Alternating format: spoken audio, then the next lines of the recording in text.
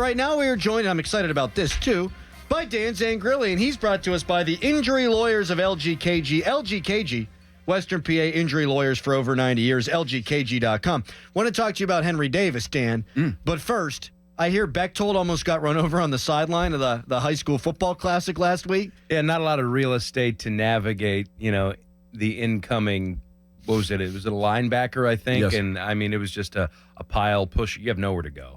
At Woodland Hills, and he was... Would he have been eviscerated? Yeah. Not a big guy. He would have combusted. Yeah. I knew he was diminutive, but then I saw him in like a 2XL T-shirt. Well, there's no other shirts he wears. And I almost wanted to, ask him if there's, are you okay? Is there something wrong? He goes 100 and, let's set the over-under, 128.5. Oh, man. It's close. Might be a push. He's a little bit taller than me, and I'm 160 maybe. He got to be 140 at the tops. Yes. If he got hit, he would have turned to dust. So I always say it's like the little skeleton things in the Mario game. Whenever you go underground and you jump on the skeleton things and they just break down. That's Bechtold. Yeah. I always viewed myself as one of those little mushrooms because I'm a fun guy, Doran. Oh, okay. You like that one, guys? Bowser. All right, so Henry Davis going to be back up here. Do you think if there were no injuries the rest of the way, Dan, that they would have called Henry Davis up? Do you think this was just, okay, he's our catcher that we have to call up now? Do you think they had plans to bring him up anyhow?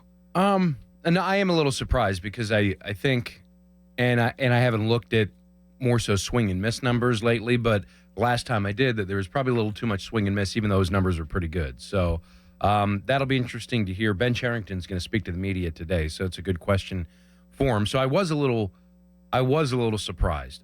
Maybe he would have gotten a week or two just to, with the Indianapolis season coming to an end.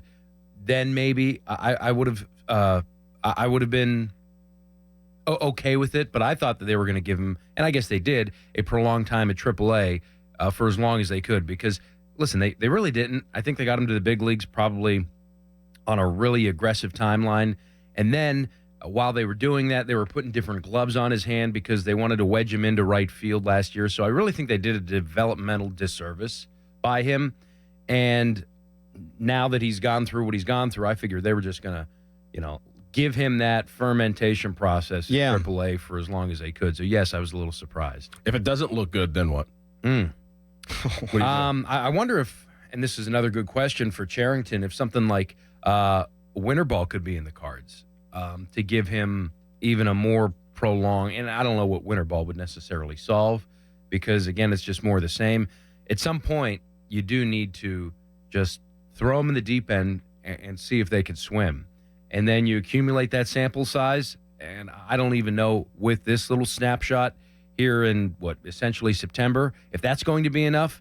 If it's bad, Doran, I'm sure they're going to be on the phones because and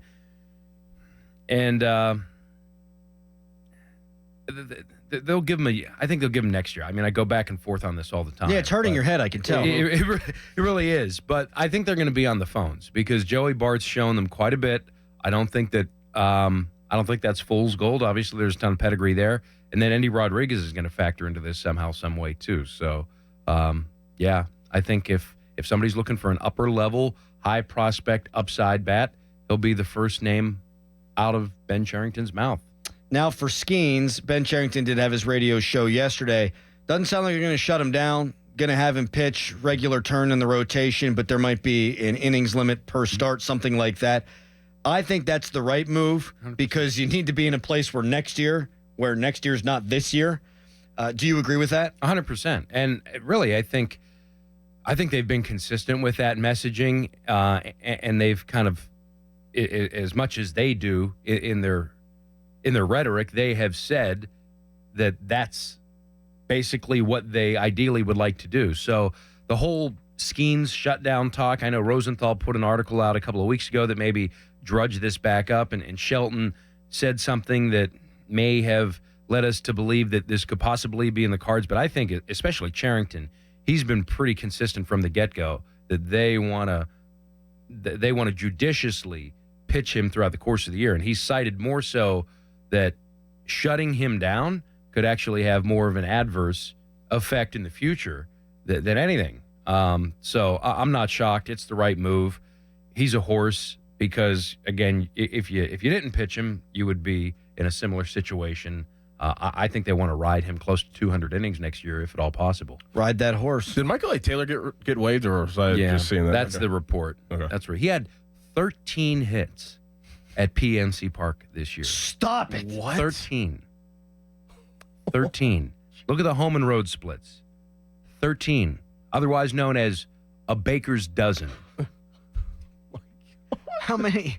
13. How many do you have on the road? More than that. Yes. Jeez. Oh my God. 13. You know, both he and Edward Olivares, I thought were fairly shrewd signings, honestly. And listen, when you have certain pitchers on the mound, there was still a ton of value there defensively, but yeah, 13 hits tough. at home. That's tough. They've played a lot of games at PNC Park. They do. He's played a lot of them. Interesting. 13. Horrific. Terrible. Good luck to him. Dan, appreciate your time. Yeah, and all the best to you. As always. We'll talk to you here soon. That's Dan Zangrilli, one of our favorite people, whose head is hurting because of the Henry Davis question that Doran asked. And my head was hurting earlier. He said, what happens if Henry stinks? Huh. I did exactly the same. You're like, I can't think about that.